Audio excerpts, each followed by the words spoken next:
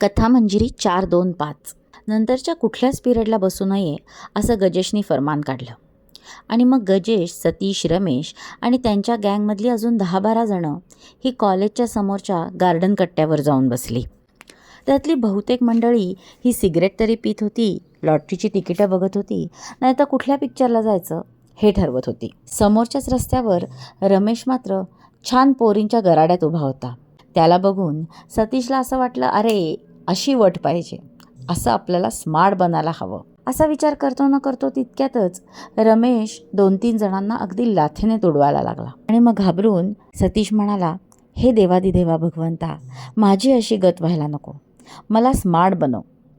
पण दुसऱ्याच क्षणी त्याच्या मनात विचार आला की हे गजेश आणि रमेश कुठे देवाचे भक्त आहेत. आता माझीही देवाला हाक मारायची सवय पूर्णपणे बंद करायला हवी की आपल्या कंपास बॉक्सवरचं जे स्वयं भगवानाचं चित्र आहे ते आपण फाडून टाकावं. तो चित्र फाडणार इतक्यात त्यांच्याच ग्रुपमधला एक मुलगा त्याच्या दिशेने आला आणि तो म्हणला की अरे, माझे बाबा आणि तुझे बाबा मित्रच आहेत. मी सुद्धा पहिल्यांदा असाच बावरलो होतो आणि अशाच एका ग्रुपच्या हातात सापडलो होतो, परंतु भगवंतानेच मला बाहेर काढले आणि अधिक स्मार्टही बनवले.